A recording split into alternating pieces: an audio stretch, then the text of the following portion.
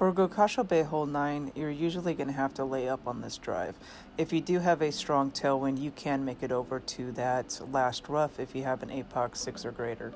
But here we are, we're going to be laying up. Either use a Thor's hammer or a rock or a driver, just anything that you trust your ball guide. You want your ball guide to go up as much as you possibly can trust it at the edge, and then you're going to over adjust your shot at max distance with a plus 10% over adjustment of your shot, and then you're going to take a regular shot. So any driver that you can trust your ball guide with, I would go with that, because you want to push it up to the rough line as far as you can without going into the rough.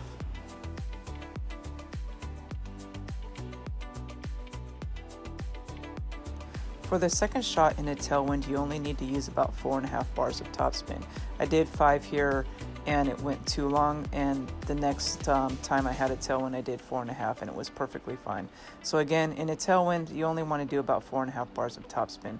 The way I like to set up is having my inner white ring touching the rough line, so basically the end of my clear ring onto that rough line, and then I'm going to adjust 1 wind per ring, or basically 1 to 1. If my wind is 6 miles an hour, I'm going to adjust 6 rings, and then I'm going to do full curl, no overpower in a tailwind. Do not use overpower. In a headwind you will have to use overpower, but in a tailwind do not use overpower. So again, use only about 4.5 bars of topspin in a tailwind. Here again we have a crosswind. You cannot make it over to that next fairway, so we're going to have to lay up again. So I usually play with the Thor's hammer on this hole because I trust the ball guide more. So use the rock. If you don't have a driver with a good ball guide, I would use the rock instead. So you're just going to have your ball guide going up to that rough line, and then you're going to over adjust your shot with a plus 10% over adjustment of your shot.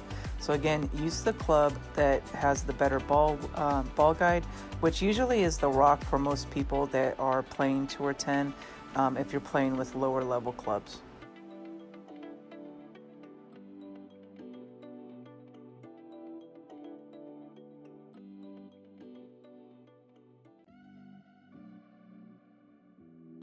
Here we have another tailwind, so I'm only going to use about 4.5 bars of topspin and max right spin. The end of my clear ring is going to be touching the rough line into the little groove there, and then I'm going to adjust my shot 1 to 1 or 1 wind per ring. So if your wind is 5 miles an hour, you're going to adjust 5 rings, etc. So again, your clear ring is going to be touching the edge of the rough there.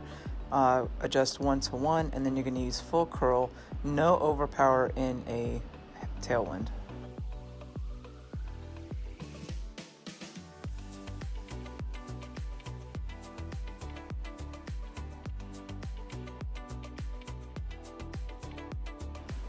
Here we have a headwind, and I used the APOC this time. I was just playing around with this shot, but what you want to do is basically have your ball guide going up into that rough, and then just take a regular shot and let the wind push your ball back. Here I was just basically, I did overpower on my shot, and you don't need to use overpower on your shot. Again, you're going to adjust max distance with a plus 10% over adjustment of your shot. But you're going to have the ball guide going into that rough because you know that the wind will push your ball back and it will have a condensed ball guide. So trust your ball guide. You do not need to use overpower unless it's a very strong wind and you can't get there with full topspin. For our second shot here, we do have a headwind, and I'm not quite far enough up there to make this shot comfortable, so I did use max topspin and max right spin. I'm putting my clear ring again on that rough line as I stretch out, and then I'm going to adjust 1 to 1 as well. So I adjusted 8 rings here for an 8 mile an hour wind. I'm then going to use full curl and full overpower since it is a headwind, and then you're going to try to hit perfect. So in a headwind you might have to use overpower depending on how far to that rough line that you get, and if you're quite a ways back I would use full overpower and full topspin.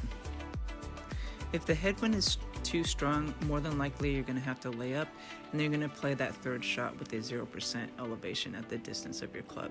Hopefully this guide helps you guys out, and remember, hit perfect and happy golfing.